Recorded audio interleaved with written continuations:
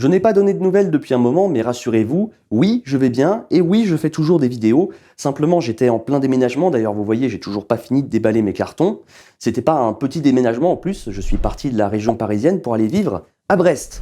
Donc oui, il va me falloir un petit peu de temps avant de faire une nouvelle vidéo qui soit plus construite, car je n'ai pas de bricolage en cours, et j'aimerais bien avoir le temps d'aménager une pièce pour pouvoir tourner mes vidéos, c'est-à-dire donner un petit coup de peinture et faire un petit peu de bricolage.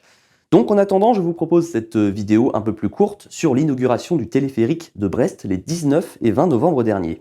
Car oui, dorénavant à Brest, il y a un téléphérique. C'est la ligne C du réseau Bibus qui traverse la Pinfeld, le fleuve local, de rive en rive au-dessus de la base militaire. Sur une carte, c'est un peu plus clair, le téléphérique est là, et moi je filme d'ici. Le lit du fleuve étant assez encaissé, c'est pas totalement idiot de se dire qu'on va passer par-dessus. Pour l'inauguration, il y avait du monde, même pas mal de monde. J'ai fait la queue en profitant de la vue sur les cabines qui arrivaient et qui partaient. A noter que le transport était gratuit pour le premier week-end, après le coût est identique à celui du reste du réseau.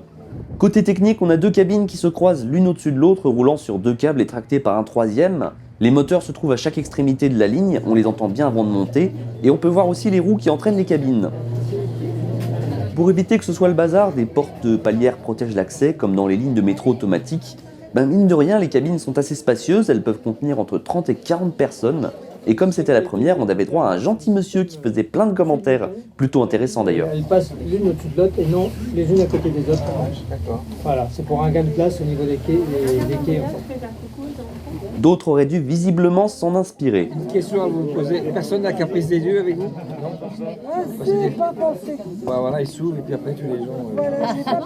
Ouais, toi t'es un champion hein. Deux choses m'ont un peu impressionné, le hublot central dans le plancher. 420 mètres. Et les vitres qui s'opacifient quand on passe devant les maisons de la marine. Voilà. Alors techniquement c'est pas bien sorcier, on a juste un film de cristaux liquides pris dans la vitre et en faisant varier le courant ça devient opaque, mais ça fait toujours son petit effet. Deux écrans indiquent les prochaines stations, enfin la prochaine station plutôt vu qu'il n'y en a que deux, et des haut-parleurs diffusent les annonces en trois langues, français, anglais et breton.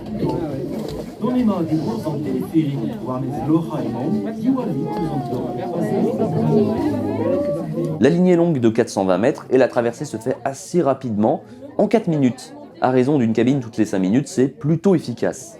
Reste une question essentielle, pourquoi ? Pourquoi avoir construit ce téléphérique alors que le tramway passe juste à côté et que, même s'il fait un léger détour, en 10 minutes c'est fait?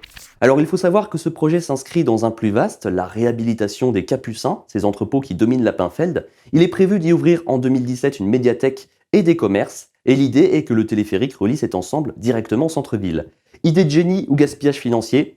Réponse dans les prochains mois. En attendant, le téléphérique fonctionne déjà, ou pas d'ailleurs, puisque 2 semaines à peine après son ouverture, il était déjà arrêté, et ce jusqu'à Noël minimum. Problème de capteur, paraît-il. Voilà, c'est déjà fini, mais la prochaine vidéo sera plus longue et plus construite, promis. Le temps de finir de m'installer, et je m'y attelle. D'ici là, joyeuses fêtes de Noël, et bonne année!